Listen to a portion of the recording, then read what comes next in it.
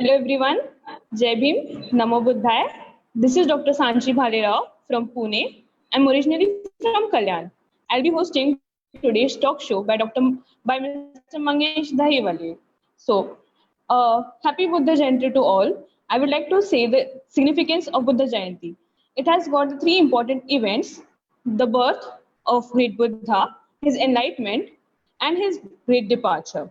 As we know that Dr. Baba Sahib Ambedkar was fond of the great Buddha, he started celebrating his Jayanti since 1941, and he has been celebrating the Jayanti till the end. Also, Dr. Baba Sahib Ambedkar in 1941 wrote an article in the Janata newspaper about the significance of Buddha Jayanti. Without a further delay, I would like to invite Mr. Mangesh Dahiwale to continue the talk. Thank Hello. you. Thank you, Dr. Sanchi. It has been a very great pleasure to have you as a host today for this Vesak talk. And thank you so much for joining me today. First of all, to the audiences, Jai Bhim, Namo Buddha. I wish you a very happy Vesak day. This is the most important day for the Buddhist because, as Dr. Sanchi said, we celebrate the three important occasions: the birth of the Buddha, his enlightenment under the Bodhi tree, and also we celebrate his great departure after having finished his great work here. So, when we talk about Baba Sahib Ambedkar and the Buddha Jayanti, it has a very special significance because of the number of regions. Uh, One of the reasons is we celebrate this Jayanti for the number of reasons. Number one reason is we remember the Buddha, and also we try to think about his great life. And we also try to see that the importance of his life to us. So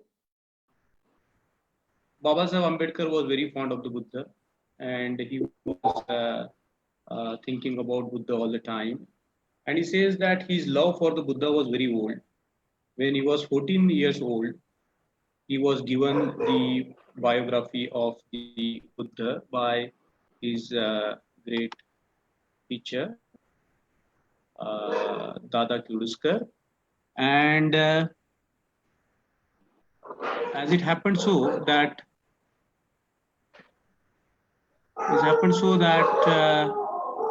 uh, it happened so that the biography left a very deep impact on uh, the of the Buddha on Baba Sahib Ambedkar. So when we think about his life, particularly in reference to Buddha, we can see that he was very deeply influenced by the Buddha. And as we can see that when he went to America, Baba Sahib Ambedkar was studying Buddhism very deeply, and he has told in the number of occasions that he had read the Buddhist books. So he not only read the Buddhist books, but also he uh, understood the Buddhist teaching very deeply.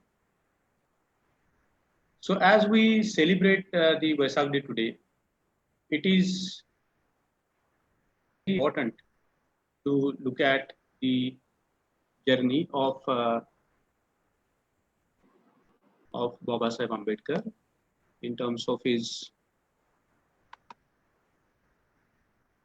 1 minute. Some problem.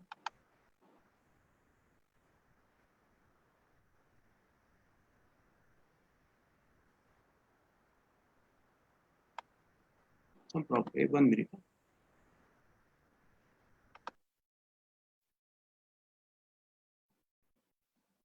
It's okay.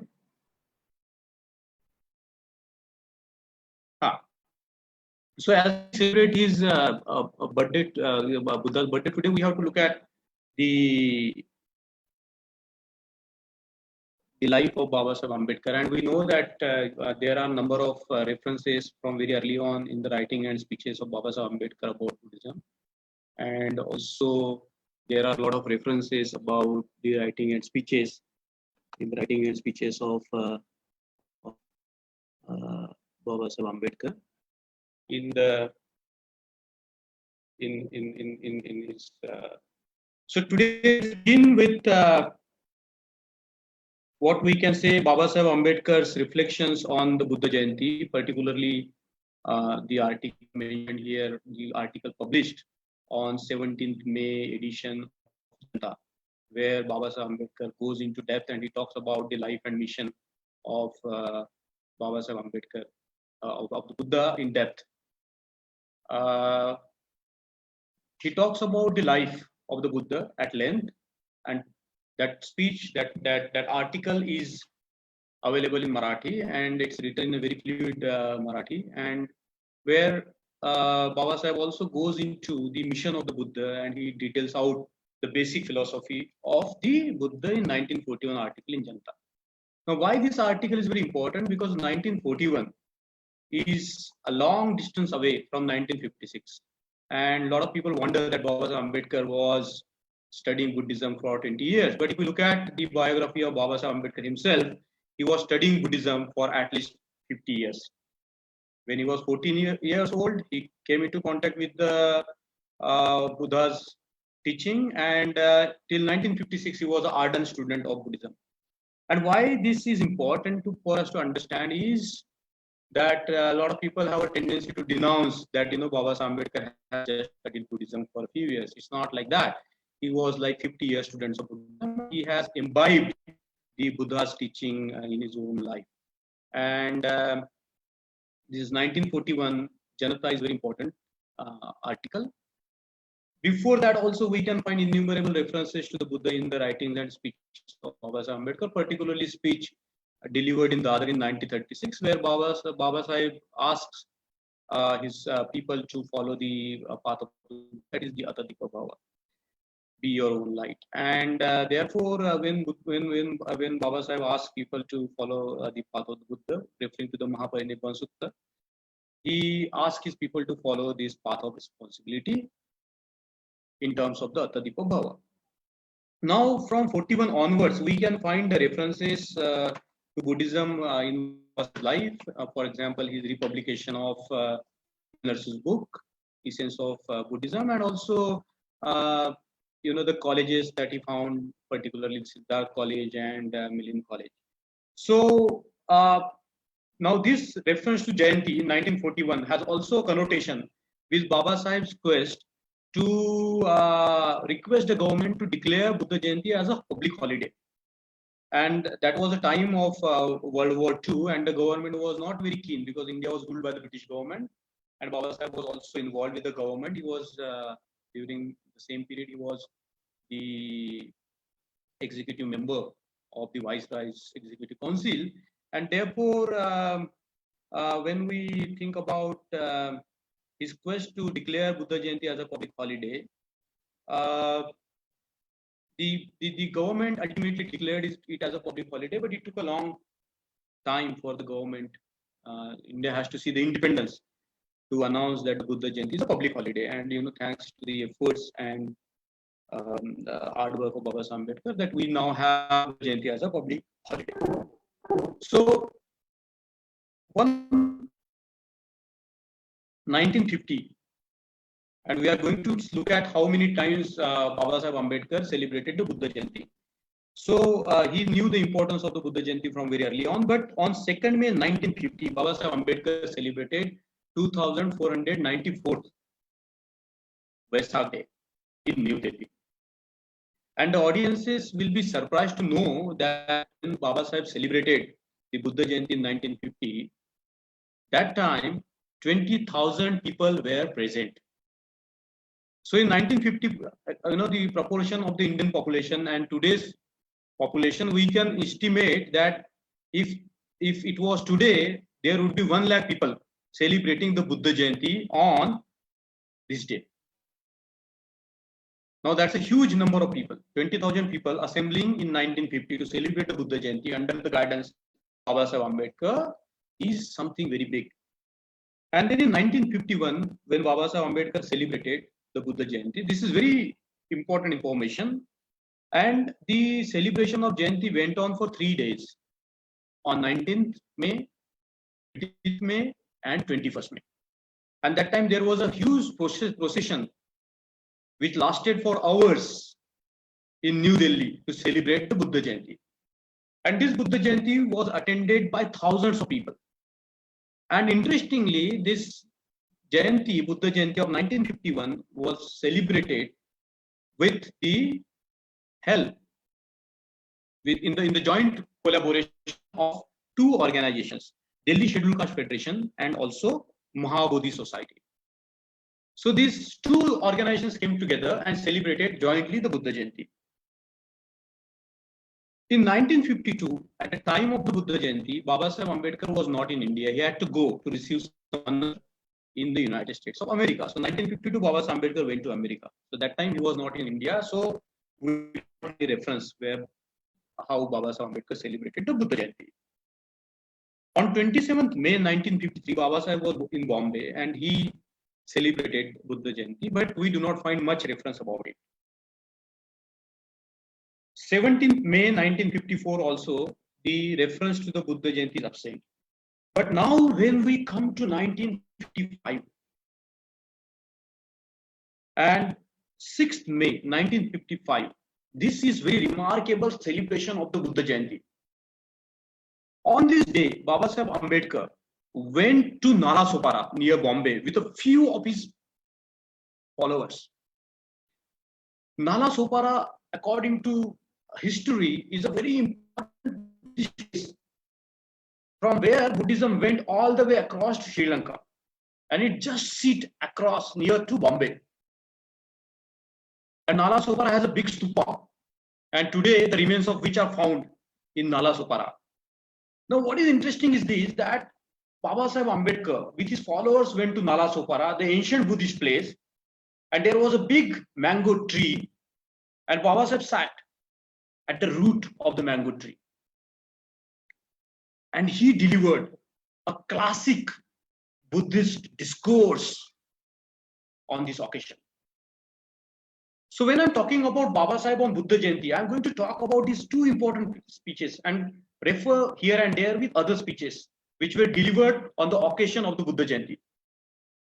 So on 6th May, Baba Saheb Ambedkar went to Nalasopara with his followers and delivered what is called the Dharmopadesh. He used to call it Dharmopadesh. And not only once or twice, there are innumerable references where Baba Saheb Ambedkar has given the Dharma talk. He called them Dharmopadesh. And this Nalasopara speech is very important. And after 2-3 days, exactly on 9th May 1955, a program was held in Worli, Bombay to celebrate the Buddha Jayanti. And the audiences will be spellbound to know that about 80,000 people were present in Worli program that day.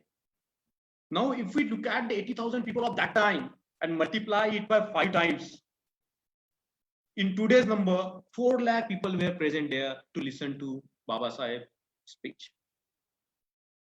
And we know that Baba Saheb Ambedkar celebrated the Buddha Jayanti in Bombay on 24th May 1956. Now, why I am referring to all these Buddha Jayantis that Baba Saheb Ambedkar celebrated? Because he didn't celebrate it alone. He was celebrating the Buddha Jayanti as a public event where thousands and thousands of people were coming. And like we think that the Buddhist education began in 1956 when Baba Saheb Ambedkar converted to Buddhism. No, Baba Saheb Ambedkar was delivering speeches, was delivering the Dharma discourses in a very simple, very clear language, so that his people were already beginning to understand, rather go deeply into the Buddhism. And this is very remarkable. as Baba Saheb Ambedkar said elsewhere, that his speeches have been one of the important aspects of the public education that time. And Baba Saheb Ambedkar educated people through his speeches, not only on Buddhism, but also on a lot of different topics. Now, this is significant because the Buddhism didn't just appear out of nowhere on 14th October 1956. There are many Marathi speeches, unfortunately, they are not available in Hindi or in English language. Eventually, they will be. They are very deep reflections of Baba Saheb, and we are going to look into that. But before that, it should be very clear to our mind that 14th October 1956 is not a watertight date in the Buddhist history launched by Baba Saheb Ambedkar. Prior to that, for a long time, Baba Saheb Ambedkar has been educating his people about Buddha Dhamma. Now look at this 1941 article. How was it titled? It titled as the Buddha Jayanti and its political significance. Now people will think that political significance imply that Baba Saheb Ambedkar is talking about politics. But when Baba Saheb Ambedkar is talking about politics, he is always talking about politics in a very unique way. He's talking about politics as a reconstruction of society, as rebuilding the society, as creating this society which is not there. And if politics is not about what is it all about? It's not about power, it's not about government, not just about it, but it's also deeply about how we reconstruct the society, how we create a new society, how we reorganize the society. And that is what is the main English word. If you look at the English word polis, it has to do with that. The party politics or a kind of we see is a very modern phenomena. Before that, it was all about organizing the society, reorganizing the society. So Baba Saheb Ambedkar titles his 1941 article as the Buddha and Buddha Jayanti and political significance. Now its political significance, when we talk about, Baba Saheb Ambedkar devotes a lot of part of that article to explaining the life of the Buddha, and he goes on to the life of the Buddha at length. It's like a small biography of the Buddha that Baba Saheb Ambedkar presented to his people in 1941. And Baba Saheb doesn't stop there. He goes deep into it. He talks about the mission of the Buddha, and he says exactly Buddha did. And one of the remarkable points that Baba Saheb Ambedkar brings it up in that particular article is how Buddha countered the Chaturvarna. Now, without countering the Chaturvarna, we cannot have the social reconstruction in this country. It cannot happen without countering the Chaturvarna. And according to Baba Saheb Ambedkar, the Buddha launched the frontal attack on the Chaturvarna Dharma. And he propounded what we can call the radical equality, the fundamental equality between the human beings. Now, looking at this particular aspect, Baba Saheb Ambedkar goes on length because that was also a time where the political changes were happening in India. The Cripps Mission Plan, Cabinet Mission, and August Offer, and there was a kind of a process of transfer of power going on, and Indians were trying to think about democracy and what kind of a form they will adopt. Baba Saheb Ambedkar argued there in that 1941 article that in India democracy will be impossible if we do not purge, if we do not annihilate the Chaturvarna from this country. In reality, he was suggesting the annihilation of the Chaturvarna Dharma, the Varnashrama Dharma, without which the real democracy is not possible. And at the end of that article, Baba Saheb Ambedkar gives the Maha Mantra to the people: Buddhang Saranam Gacchami, Dhammang Saranam Gacchami, Sangham Sharanam Gacchami. Now that is in 1941. Baba Saheb Ambedkar is going on explaining the great significance, the great relevance of the Buddha to the people of our country. Now, a lot of people have been arguing that Baba Saheb Ambedkar talked about the politics and the Dhamma, but unless we understand his concept of the Buddhism, we cannot really think about how we can bring Buddhism back to this country. And therefore, I am going to look at some of these speeches that Baba Saheb Ambedkar in fact delivered in Marathi to the audiences, like thousands of people were there who were listening to him. And in that speeches, he has given a very clear-cut directions of about the Buddhism. Now, for example, let's look at Baba Sahib Ambedkar was a very methodological thinker. He won't say anything without examining something. He will examine everything very deeply, and after examining, he will elaborate the things. So he will, of course, begin with the definitions. Like a lot of his books begin with the definitions. So he will begin with a definition of Buddhism. So let's look at what is the definition of Buddhism according to Baba Sahib Ambedkar. He calls it Vyakhya in Marathi. So this is the definition of Buddhism which Buddha gave to his disciples. Bahujan hitaya bahujan sukhaya lokanukampaya hitaya sukhaya deva manusyanam dhammam adi kalyanam majja kalyanam anta kalyanam. This is a very succinct definition of Buddhism. What is Buddhism? If somebody asks us what is Buddhism, we can just recite this. What we can recite here? We can recite here Bahujan hitaya bahujan sukhaya lokanukampaya hitaya sukhaya deva manusyanam dhamma adi kalyanam majja kalyanam anta kalyanam. This clarity of definition about Buddhism is so important that he also counters in the same speech the definition of Hinduism. Because in 1910 there was a discussion about, because the Muslims wanted the Hindus, so-called Hindus, to define their dharma, and they couldn't. So Baba Sahib Ambedkar also goes on, talking about the whimsical definitions of Hinduism given by the people like, Tilak, Radha Krishnan, and also Savarkar. Savarkar talks about Pitru Bhumi and all these Punya Bhumi, these all Hindu nationalist jargon that time.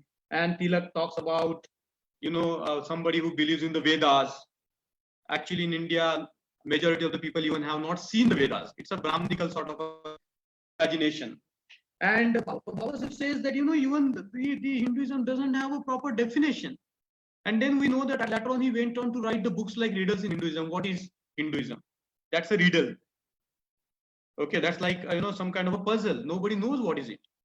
Only the people are told that they are Hindus. But, there is no ritual that will make a lot of majority of the people Hindus.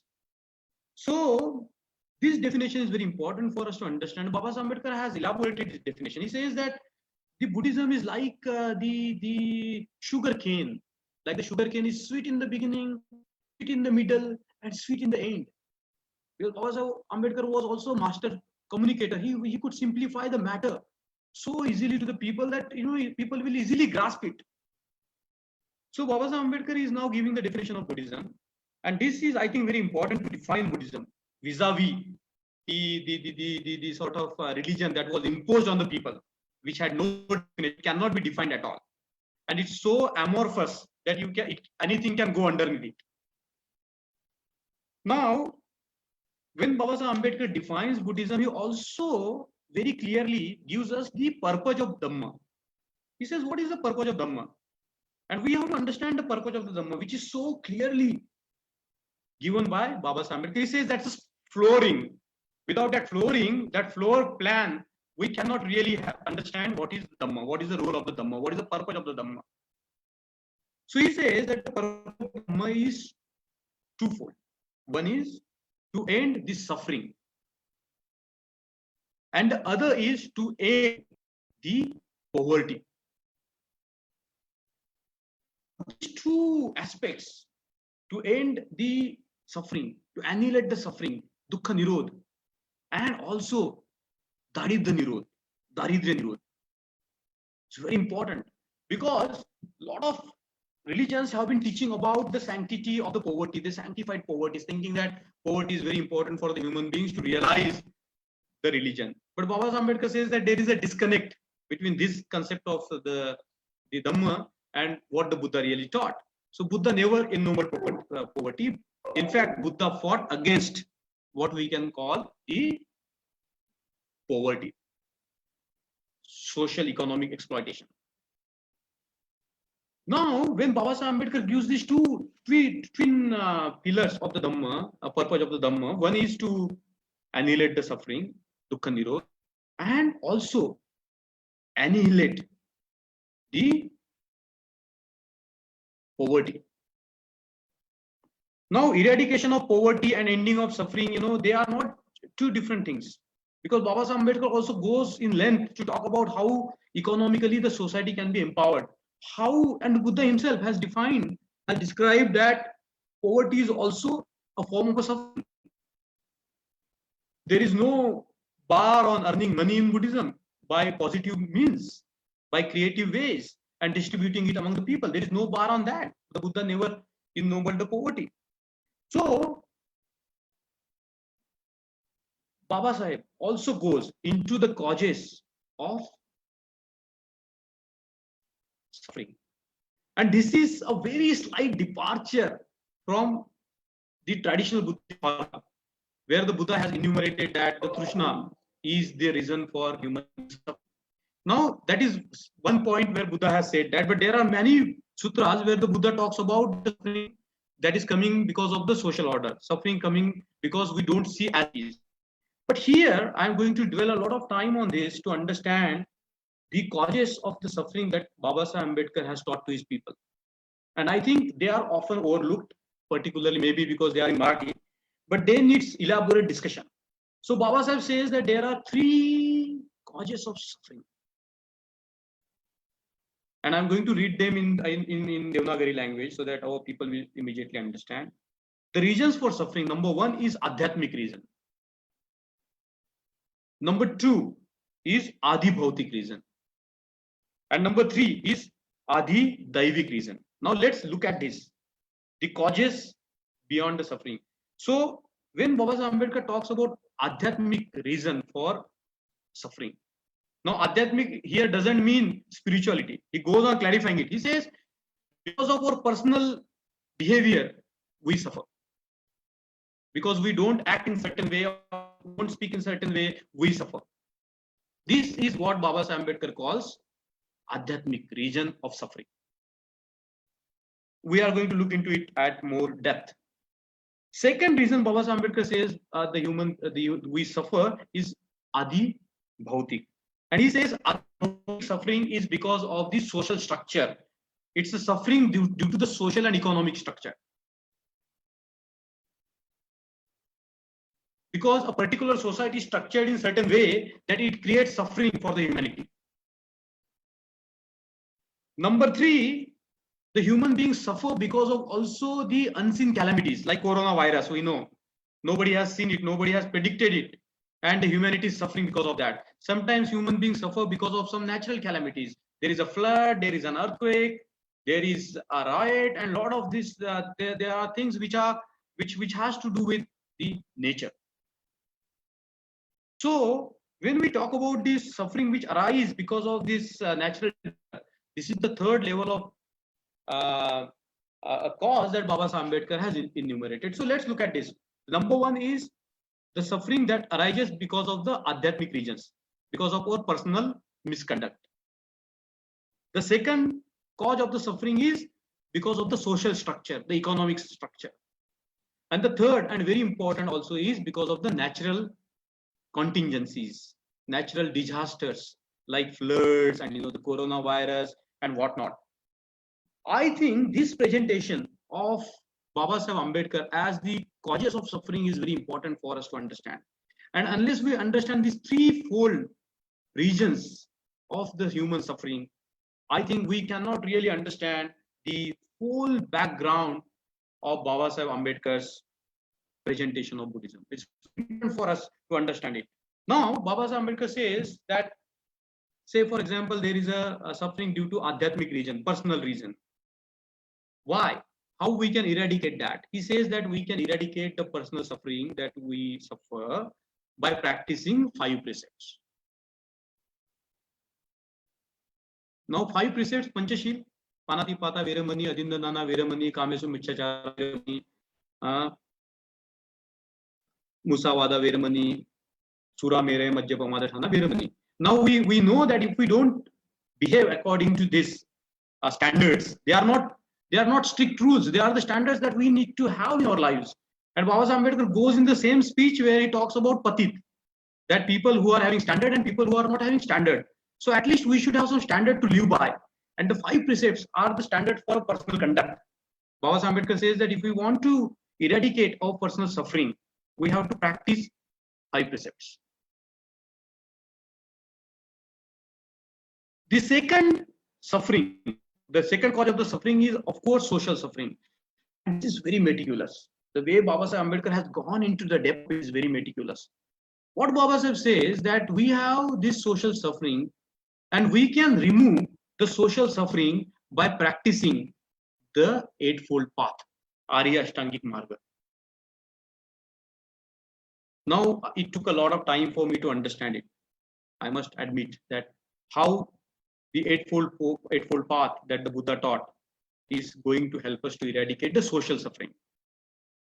So, Baba Saheb Ambedkar goes on defining it, each anga of the Eightfold Path. Now, he is speaking this in front of the audiences of thousands of people. There are thousands of people listening to him, and he is elaborating them. He is giving them a Dharma discourse, Dharmapadesh. So Baba Saheb Ambedkar goes on and discusses this very interestingly, and I think I have to better refer to the speech itself, where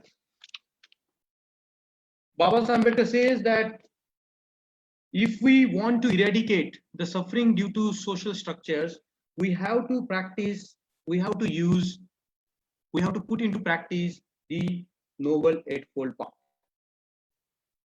And of all these wings of Noble Eightfold Path, Baba Saheb Ambedkar says that the highest place goes to the Sammaditthi, Samyak Drishti. Because what Samyak Drishti does, it lets us see that what is beneficial to the humanity and what is not beneficial to the humanity. I think this is very, very interesting. And he says that unless we have this right vision, we cannot eradicate the structural suffering. So there is a test by which we know what is beneficial to the human beings, what is not beneficial to the human beings, and seeing that is the right vision according to Baba Saheb Ambedkar. Now, in the Buddha and his Dhamma, we advance further, where Baba Saheb Ambedkar says that the Dhamma is social and is essentially and fundamentally social. Now, Buddhism is always taken in a lot of different cultures as individualistic Dharma. And this is not true. This is not in accordance with the basic teachings of the Buddha. We cannot make Dhamma individualistic. The great masters like Chogyam Trungpa has called it spiritual materialism. People crave for jhanic mental states. They want to, just live in the bubble-like consciousness. They want to shut themselves away from the social issues, the social problems in society, away from the society. Now, why this is important? Because these personal practices are necessary to prepare ourselves so that we can take the bigger challenges. And we can look at a lot of Buddhist scriptures and life of the masters that they have prepared themselves to the practice of Buddhism to really go and change the society. So what Baba Saheb Ambedkar is saying that Buddhism begins with the individual practice, and people need to practice the basic Buddhism. But if it stays there, it's not the Dhamma.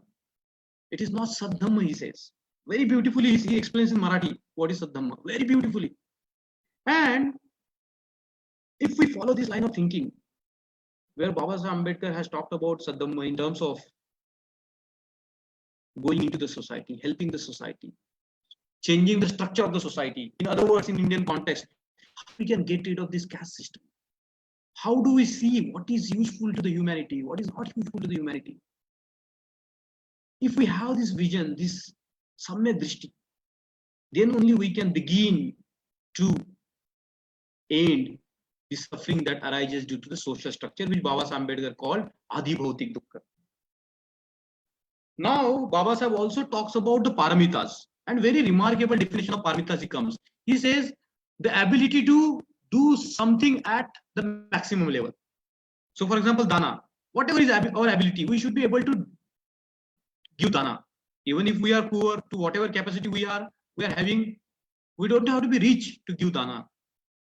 Whatever we have, we can just share. We can share our time, we can share our money, we can make other people's life comfortable. We can share our knowledge, we can share even the Dhamma, we can share anything. So what Baba Sahib Ambedkar is trying to say that everybody has to share. So he says that the paramitas are very important to eradicate the social suffering. And this has a base in the traditional Buddhist texts also. Like the what is called the vision of transforming the society begins with when a person has that bodhi, the vision of bodhi. Bodhi also Baba Sahib Ambedkar defines as seeing as it is, and he calls it samma bodhi.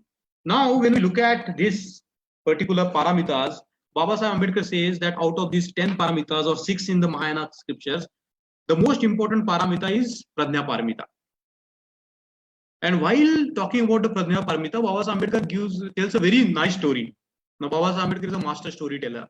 So, all the time, he will mix some stories. So, here is a story that Baba Sahib Ambedkar has given us, and I would like to tell that story to you. He says that there was a village, and in that village, there was a father was living in the village. So, he knew only one thing, that if there are calamities, just bend on his knees and pray to the Lord.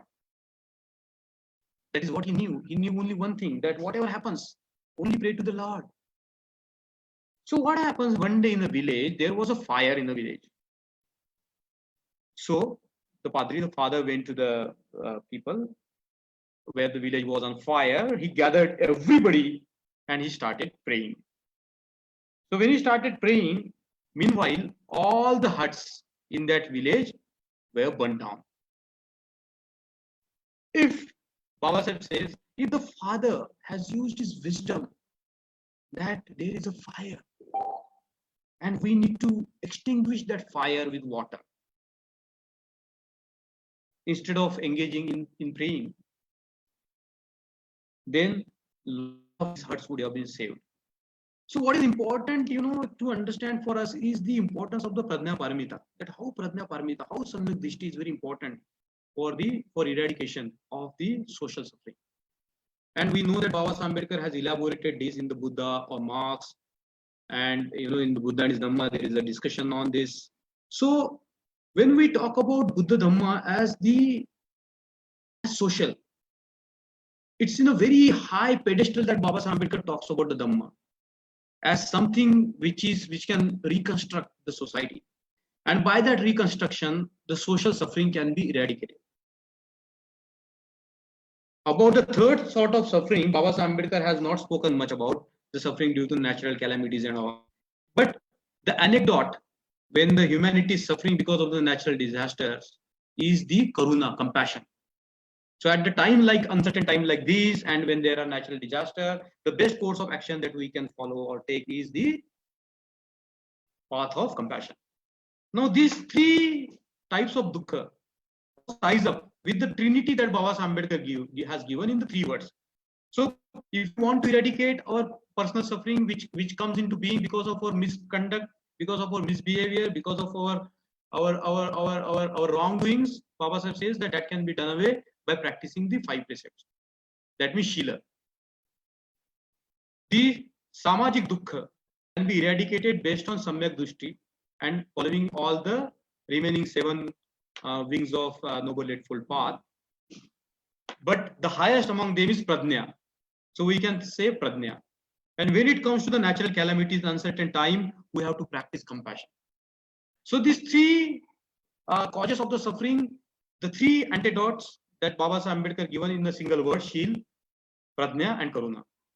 And Baba Sahib says Prajna, Shil, Karuna. This is the trinity that Baba Sahib Ambedkar has given. That is a summary of Baba Sahib Ambedkar's understanding of the suffering. Now Baba Sahib says that we do not want only the bookish dharma. He says that the people need to study Buddha Dhamma. They need to go deeply. He encourages people to study Dhamma. But he says that mere reading the books is not going to help us. He says that we should go deeply into the scriptures, into the group, into the book. And he says in Marathi, we should have rasa grahan. That means we have to find the essence of what is written there. So there are a lot of books available on Buddhism. There are a lot of scriptures. But if we just read them without actually getting the essence of it, then that exercise is useless. And Baba Sahib says that we have to encourage that we need to read, but not just reading is important. We have to drink deeply, understand deeply, find out the essence. And also a lot of different ideas must come in our minds. When we read this, when we do this exercise, a lot of ideas must come to our mind, and we should have a lot of theories, and we should be able to think about those theories, see how we can bring them into practice. Baba Ambedkar says that education of the Dhamma is important, but without a plan of action, we cannot go forward. Also, in the same speech, Baba Ambedkar says that human being must be able to attain to nirvana. Now we know that the goal of nirvana is pushed into the future, indefinite future. It has been told that we cannot attain to nirvana. Only the Buddhas and the Bodhisattvas can attain to nirvana. Baba Sahib says that the Buddhism is not such a mystic thing. He says that people can attain to nirvana, and he goes on defining what is nirvana. He will clarify everything to his audiences, because he's talking to his people. He's talking to the multitude of people, so he has to clarify everything. The onus to clarification is on to him, so he will go on clarifying the things for the people. Now, when he says that the nirvana, the human being should be able to attain the nirvana. Now, talking of nirvana, he has gone into depth and talked in a very detailed way in a lot of his writings on Buddhism. But here, I think is very important. What Baba Sahib says in this speech, he says that in the Dhammapada, the Buddha has said that Nibbanam Param Sukham, the highest happiness is Nibbana. In fact, this is also written in his house in Rajagriha. He says that even if we have a lot of wealth, it doesn't mean that we can be happy. He says that if we have too much knowledge, that doesn't mean that we can be happy. He says that we are unhappy because of a lot of vikar, lot of defilements in our mind. And some of the defilements he cites in the speech. It's like, over indulgence. We indulge too much into the sensual pleasure. Then we take what is not given to us. We do not respect the human beings. So he says that a lot of these vikars, or a lot of these defilements are there in the human mind. And he says that the Buddha has taught that human being is like on fire. Human being is a fire. And what is setting the human being on fire? And there is a beautiful fire sermon which Baba Sahib Ambedkar has also cited in the Buddha and his Dhamma. That is, I think, the third discourse that the Buddha has given, Anatta Paryayo, and then after that, Adicca Paryayo. In Adicca Paryayo, that is a fire sermon. The Buddha talks about human beings are on fire. Okay, and Baba Sahib, tells his followers here that the human being is like a fire, and this fire, they make the human beings boil like the boiling water. And why are they boiling like a boiling water? Because of the heat of the vikar, because of the defilement, they are on fire. This fire can be further intensified. We can add fuel to the fire, or we can make this fire very calm. It's in our hand. But we cannot get rid of this fire altogether. This is very interesting. Baba Sahib Ambedkar says that we cannot get rid of this fire. Either we can add fuel to the fire, we can add more vikaras, or we can calm down. What he says that we can use this fire like the fire we used in cooking. When we cook, we keep the fire on a very low heat. So in order for a human being to benefit to the world, to the society, we have to tame the fire. We have to control the fire within us. And that controlling fire that is arising all the time within us because of the vikas, so that we can benefit the human beings around us. This middle state is nirvana. And in some ways, Baba Ambedkar says that nirvana is nothing but it is eightfold path. Now, I think this is a very important thing. He says that we don't add more fuel to the fire. We don't get controlled by the vikaras that we have. We use our brain, we use our mindfulness so that we can be beneficial to society. So this speech of Baba Ambedkar delivered in 1955 beneath the mango tree to his followers and then repeated afterwards is so important for us to understand. Here also Baba Sahib says that if there are 4 people, blind people, going in one direction, and if you ask them that what direction should I go, and if they tell you, they give you whimsical answers. Like for example, he goes on talking about the rishis in the past, that if you ask them what is Brahma, they say neti, not this, not this. There is no conclusive answer. So Baba Sahib says that if the multitude is not able to give the conclusive answer, and their answers are confusing, it is better not to follow them. It's better not to follow the cloud. Whatever light of intellect we have, we follow it. Even it's a dim light, we follow the light of our own intellect. Perhaps that is the meaning of Atadipa Bhava, that we can awaken our intellect. And this is what Baba Ambedkar says, that the Buddha has the intellect of the human being. Buddha has asked us not to follow him. He has asked us to test, like the goldsmith will test his teaching. And he has said, come and see. See for yourself whether it will work for you, whether it will work for your community. And then in that same speech, Baba Ambedkar goes on talking about the karma. He says that the doctrine of karma based on accumulated karma, that because of my past karma I have accumulated, I am suffering. And because of the good karmas that I have accumulated in my life, I am happy. Baba Sahib says that this doctrine of accumulated karma is a wrong doctrine. He says that it's not in accordance with the Buddha's teaching. He says that destiny is not written on your forehead. The Buddha has taught us that we can be free anytime if we make efforts. There is nothing stopping us. No karma stops us. There is nothing like accumulated karma because of which we suffer, and because of that we get pleasure. Baba Sahib goes on saying that this idea of the karma in the past life has created so much of problems for the world. He says those who believe that they are enjoying the life because of their good karmas in the past life, so they will be responsible. They won't be responsible for anything.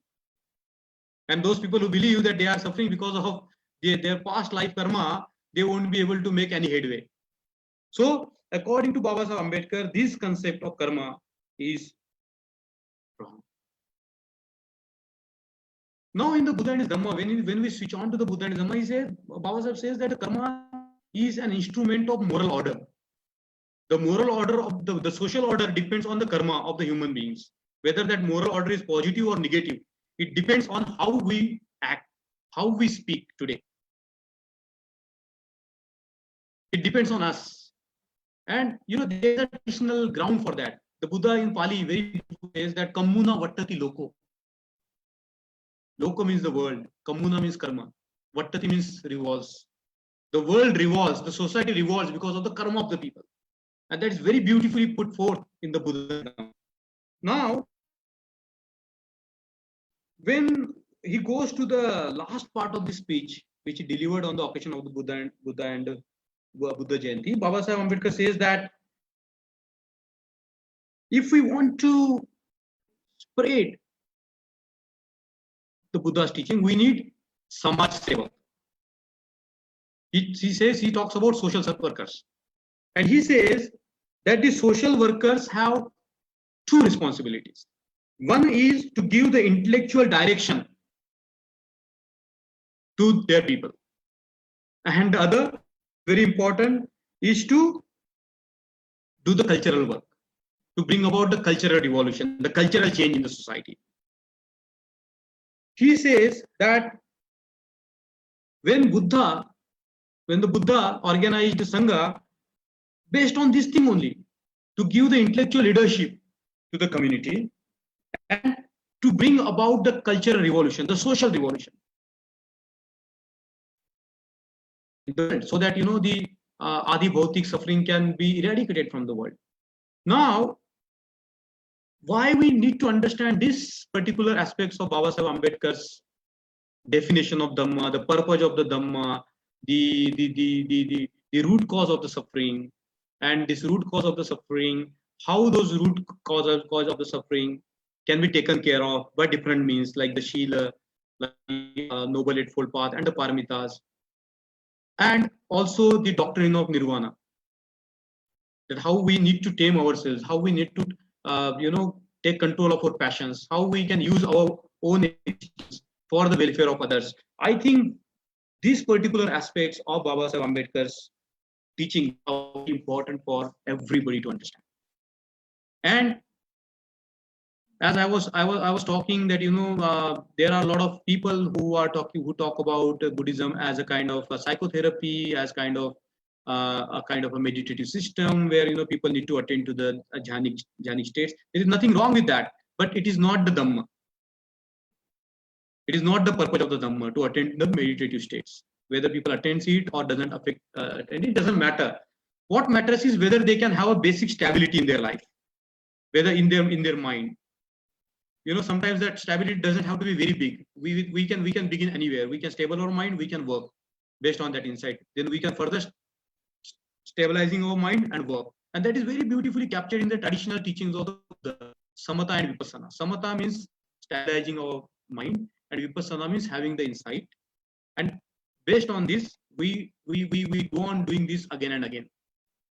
Whenever our mind is destabilized, we use certain methods to stabilize our mind, and we go forth. So this going forth, coming back and going forth, is very important.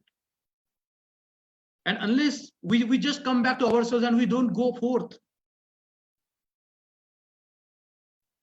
then that's not Buddhism according to Babasaheb Ambedkar. We need to go forth. We need to do something about the problems of the world. We need to really find a way to eradicate the suffering of the world.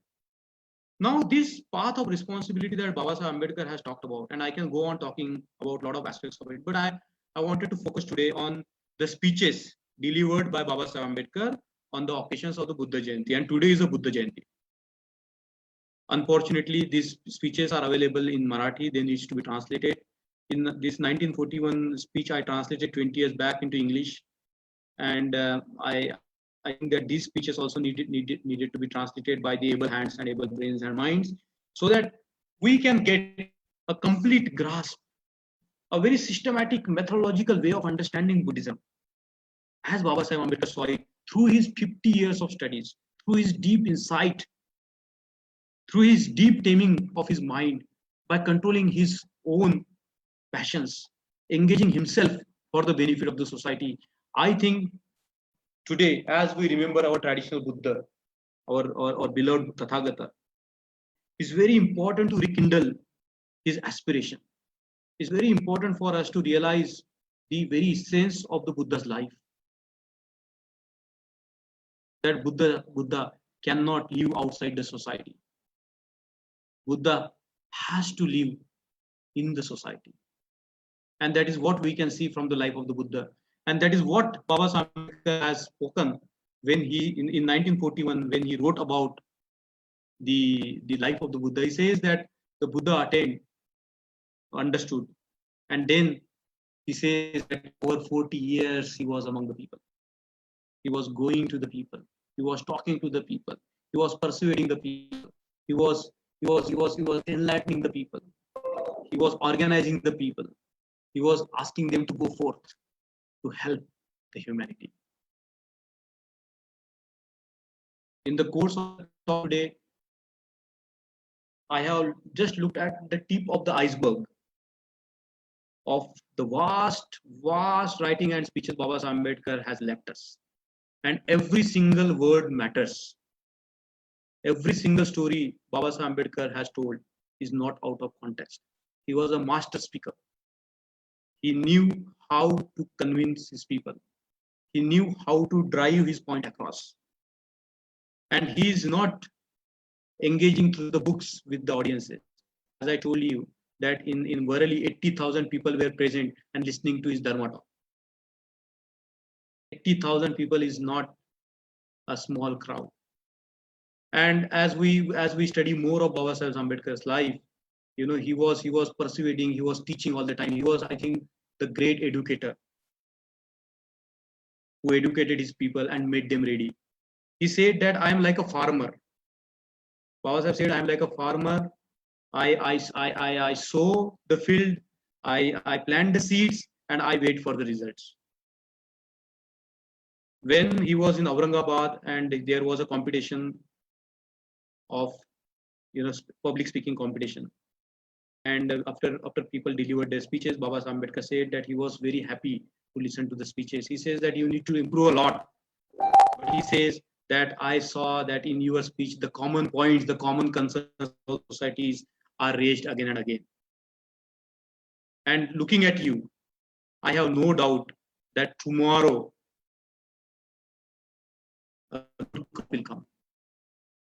So what Baba Sahib Ambedkar has done through his writing and speeches on Buddhism is actually flowed the form very well. I'm sure that there were thousands of people who got so much of Buddhism when Baba Sahib Ambedkar talked about Buddhism in such a simple and such a beautiful language.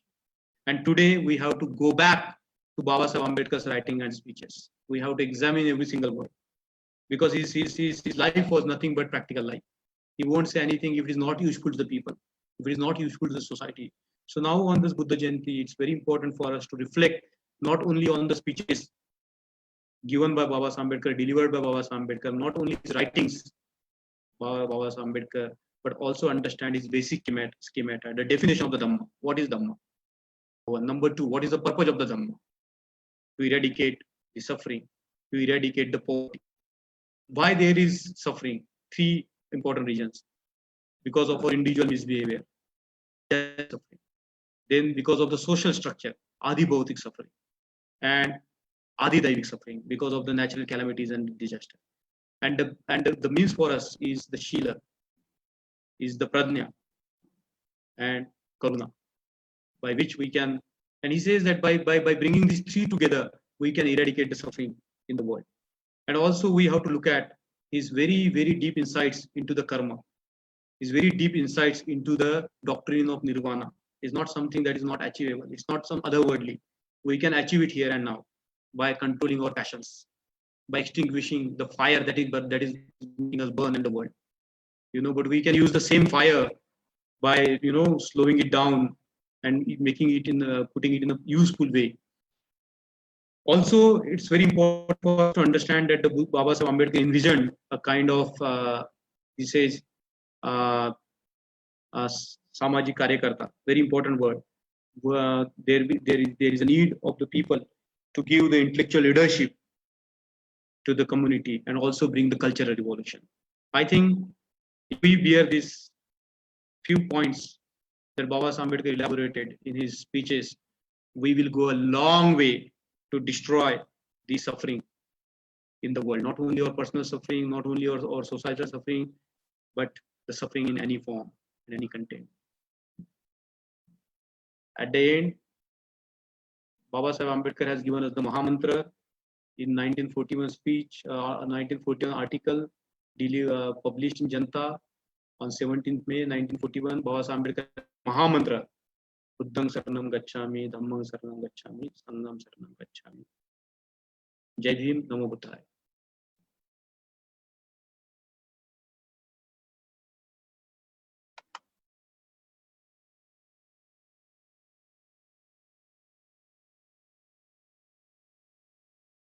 Sanchi, conclusion? Thank you, Mr. Mangesh Dahiya. We had a great talk. And, so all these great thoughts of Dr. Babasaheb Ambedkar on Buddhism. So finally, Jai Bhim, Namo Buddhaya, and wish you all a very happy Buddha Jayanti. Thank you.